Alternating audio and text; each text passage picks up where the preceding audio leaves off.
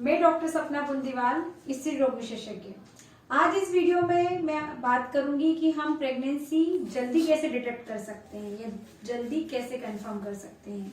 Basically ये video उन लोगों के लिए जिसे प्रेगनेंसी नहीं चाहिए या जिसे प्रेगनेंसी चाहिए, जल्दी चाहिए, जो उत्सुक है जानने के लिए कि हमें प्रेगनेंसी है या नहीं है।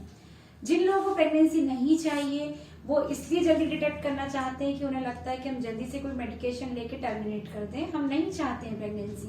और दूसरे वो लोग होते हैं जिनने आईवीएफ लिया हो या जिन्हें इनफर्टिलिटी का ट्रीटमेंट, बांझपन का ट्रीटमेंट चल रहा होता है, तो वो बहुत उत्सुक होते हैं जानने के लिए कि प्रेगनेंसी हुई या नहीं हुई। तो उन दोनों पेशेंट्स की कैटेगरी के लिए ये वीडियो बहुत इंपॉर्टेंट है। तो सबसे पहला उपाय जो होता है, सबसे पहले तो हम ये जाने कि हमें प्रेगनेंसी जल्दी से जल्दी किस मेजर के द्वारा डिटेक्ट हो सकती है। तो सबसे जल्दी डिटेक्ट हो सकती है इंटरकोर्स यानी संबंध बनाने के 8 से 10 दिन के बाद। वो होती है डिटेक्ट ब्लड में।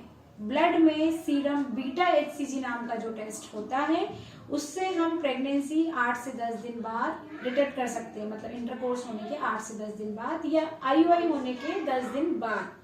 तो उस टेस्ट को करने के लिए हमें अपना ब्लड का सैंपल लेबोरेटरी में देना होगा और बीटा HCG टेस्ट करवाना। सेकेंड टेस्ट है यूरिन प्रेगनेंसी टेस्ट। जैसा कि नाम ही बता रहा है कि यूरिन प्रेगनेंसी टेस्ट, मतलब इसको यूरिन में करना, आपके पेशाब में करना है। फर्स्ट यूरिन सैंपल मॉर्निंग का लेना है, जो रात भर की इकट्ठी पेशाब होती है उसमें हमको फर्स्ट यूरिन सैंपल में वो टेस्ट करना है। उसको करने के लिए एक कार्ड आता है जो मेडिकल स्टोर से लेकर आना है और 2 बूंद यूरिन उसके अंदर डालना है। उसमें अगर 2 लाइन आता है तो पॉजिटिव है, 1 लाइन आता है तो निगेटिव है। अब ये टेस्ट कब पॉजिटिव आता है? तो ये टेस्ट हमारा इंटरकोर्स होने के 14 डेज के बाद पॉजिटिव आता है, भले ही आपके डेट ओवरड्यू नहीं हुआ।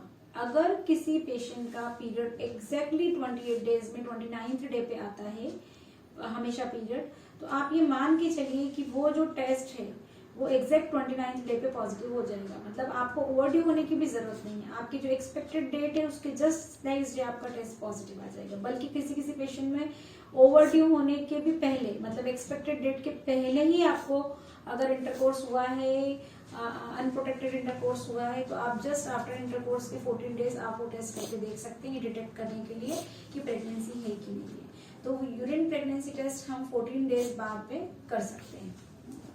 इट्स वेरी सिंपल टेस्ट और घर पे ही हम परफॉर्म कर सकते हैं। तीसरी इंपॉर्टेंट चीज होती है हमारे कुछ सिम्टम्स लाइक मिस्ड पीरियड। हमारे एक्सपेक्टेड पीरियड 28, 29 डेज या 31 डेज, 35 डेज में आते हैं और उस डेट पे पीरियड्स नहीं आए, पीरियड मिस हो गए, तो सबसे पहला डाउट जाता है कि प्रेगनेंसी तो नहीं है। चौथा जो चीज जो होती है या चौथा मेजर होता है वो हमारे सिम्टम्स भी डाउट प्रोड्यूस करते हैं, लाइक नोजिया सेंसेशन यानी जी मचलाना, वॉमिटिंग होना यानी उल्टी होना, घबराहट होना, चक्कर आना और खाने की इच्छा नहीं होना, अजीब अजीब सी फीलिंग्स आना, ये सारी चीजें होती है जो हमें प्रेगनेंसी के अर्ली सिम्टम्स होने का डाउट प्रोड्यूस करती है और ऐसा लगता है कि कहीं प्रेगनेंसी तो नहीं है। पीरियड मिस हो गए, 1-2 दिन ऊपर हो गए और ये सिम्टम्स आ रहे हैं, तो हमें लगता है कि प्रेगनेंसी होने की संभावना हो सकती है। 5th इंपॉर्टेंट टेस्ट होता है जो हमें डॉक्टर के पास जाके करवाना होगा, वो है सोनोग्राफी। सोनोग्राफी में हमें ये पता पड़ेगा कि हमारी प्रेगनेंसी है कि नहीं है, और अगर है तो यूट्रस में है कि बाहर है। ये बहुत कम लोगों को पता होता है कि प्रेगनेंसी सिर्फ बच्चादानी में नहीं, प्रेगनेंसी बच्चादानी के बाहर भी ठहर सकती है, जिसे एक्टोपिक प्रेगनेंसी कहते हैं। और एक्टोपिक प्रेगनेंसी एक सीरियस कंडीशन होती है जिसका टाइमली मैनेजमेंट या ट्रीटमेंट करना बहुत इंपॉर्टेंट होता है। तो अगर हम सोनोग्राफी करवाते हैं तो सोनोग्राफी से अगर यूट्रस के अंदर हमें अपना सैक दिख रहा है या प्रेगनेंसी दिख रही है तो मीन्स यूट्रस की प्रेगनेंसी है। अगर प्रेगनेंसी यूट्रस के अंदर नहीं है और प्रेगनेंसी टेस्ट पॉजिटिव आया है तो हमें देखना होता है कि कहीं फेलोपियन ट्यूब में या नस में तो बच्चा नहीं फंसा हुआ है, अंडादानी में बच्चा तो नहीं है, या कहीं और किसी साइट में प्रेगनेंसी तो नहीं है। तो हमें सोनोग्राफी से इस बात का पता लग जाता है कि प्रेगनेंसी यूट्रस में है कि यूट्रस के बाहर है। दूसरी इंपॉर्टेंट चीज होती है, हमें इसके अलावा दूसरी जानकारी भी मिल जाती है कि बच्चे की धड़कन है कि नहीं, वो 6 वीक में पता पड़ता है कि बच्चे की धड़कन आई है कि नहीं आई है। मोलर प्रेगनेंसी तो नहीं है, वो एक खराब प्रकार की प्रेगनेंसी होती है।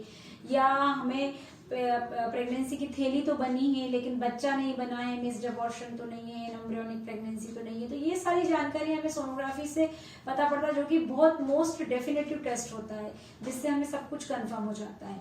तो ये जो मेजर्स मैंने बताए हैं आपको, इन तरीकों से आप प्रेगनेंसी को इजीली डिटेक्ट कर सकते हैं। एक इम्पॉर्टेंट बात और मैं इसमें नोट डाउन करवाना चाहूंगी कि कई पेशेंट्स को पीरियड आते हैं, मतलब प्रेगनेंसी जो एक्सपेक्टेड डेट होती है उस डेट को आपको ब्लीडिंग होगी, थोड़ी कम होगी, आपको लगेगा ठीक है किसी वजह से अपने को ब्लीडिंग कम हुई होगी, और उसके बाद ब्लीडिंग बंद हो जाती है, लेकिन प्रेगनेंसी होती है। मतलब प्रेगनेंसी होते हुए भी आपको ब्लीडिंग हो सकती है एक्सपेक्टेड डेट पे, तो उसको प्लेसेंटल ब्लीडिंग बोलते हैं।